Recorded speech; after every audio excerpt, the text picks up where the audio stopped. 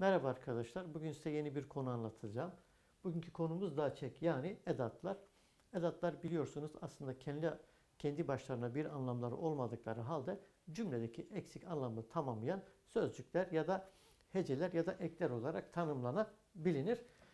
Şimdi Kürtçe'de l, d, j, j, b,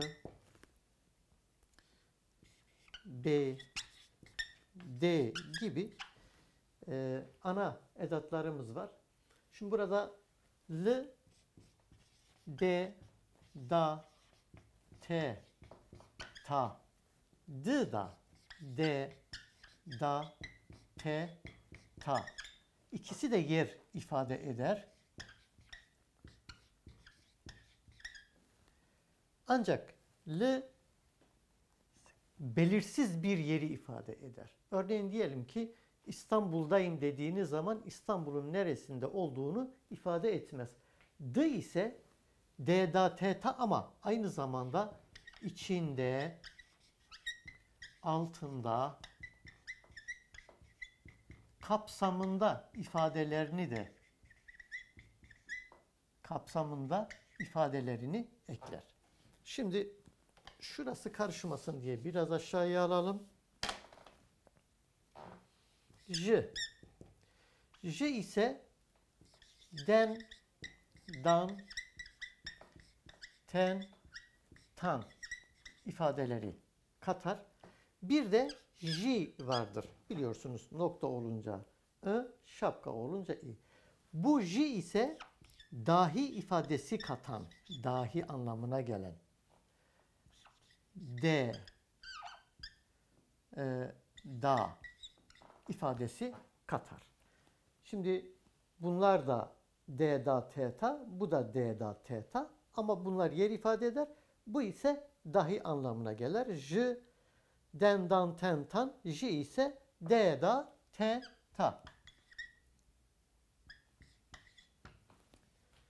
Mesela ben de geldim. Ezji hattım dediğimizde burada da yine aynı ifadeyi görüyoruz.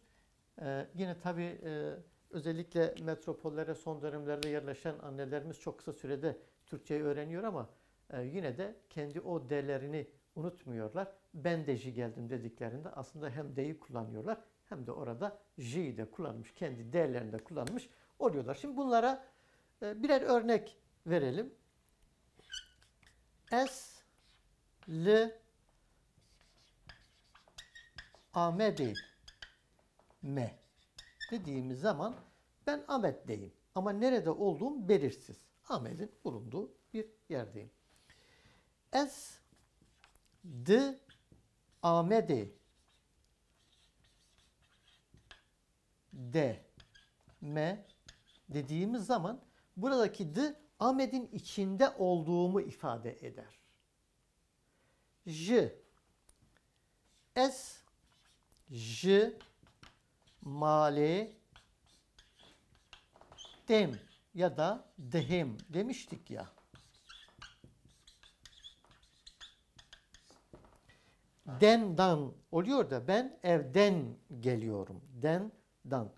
Şimdi buraya hemen j de ekleyen bir cümle kuralım. Es, j, ben de, j, mali,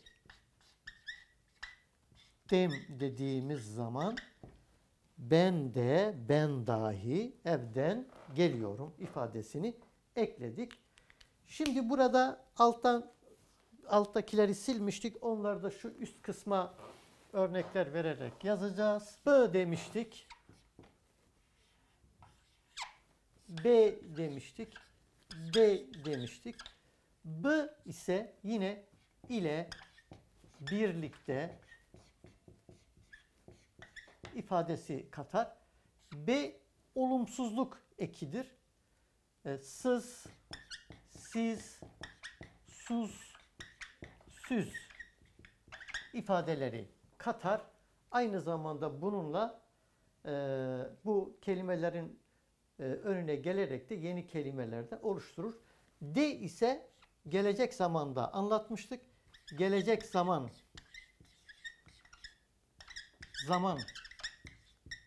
edatı olarak tanımlanır.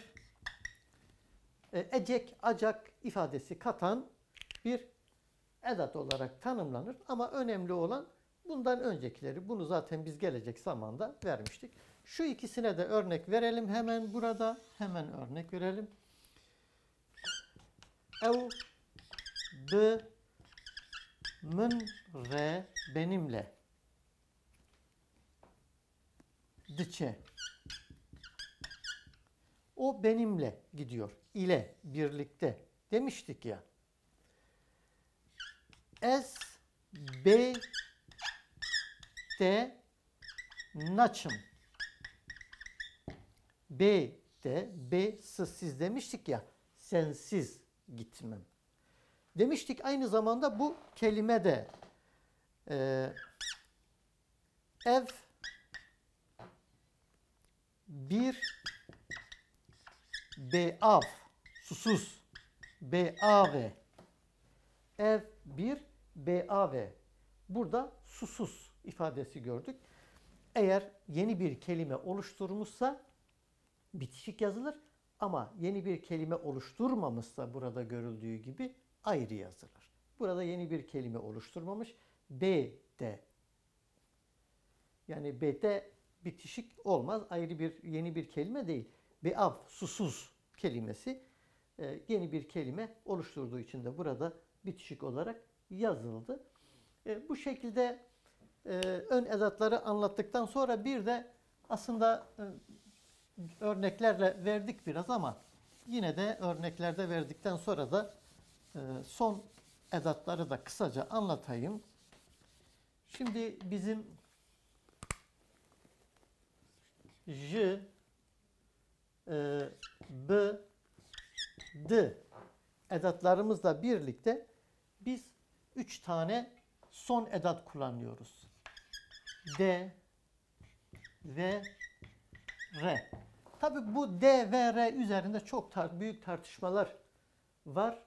Halk D ve R demez. D, da, ra ve ya da va der. Onun için son çalışmalarda şöyle bir karar alındı. Bu alanda dil çalışmaları yürüten arkadaşlarımız D, da, ra ve olarak da kullanabilirsiniz. D, R ve olarak da kullanabilirsiniz gibi bir ifade kullanıyorlar.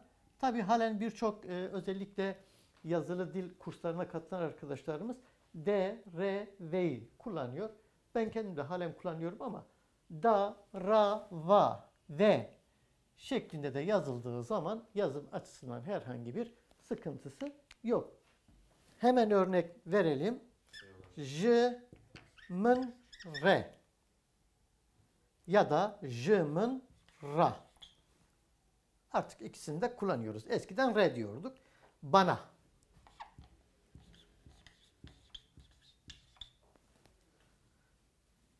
Burada gördüğünüz gibi j ve buradaki son edat. Son edatlar ön edat olmadan kullanılmıyor. J, bin ve alttan, dipten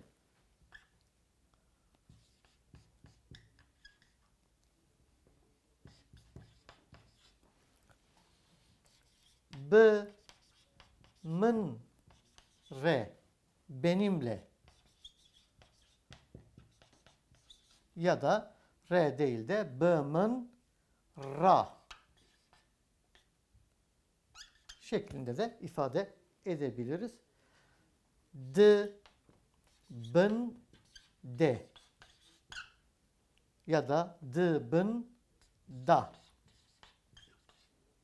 altta. Gördüğümüz gibi biz bu son edatlarımızı ön edatlarla birlikte kullanıyoruz. Bu ön edatlar kullanılmadığı zaman genellikle bir bitişik yazılır.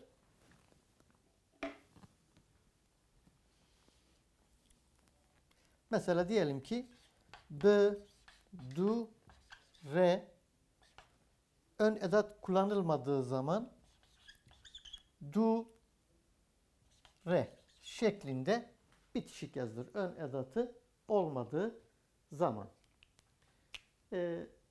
Tabii daha geniş örnekler verebiliriz. Şimdilik bu örneklerle yetinelim.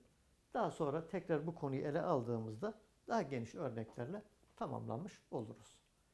Şimdilik kendinize iyi bakın. Başarılar diliyorum.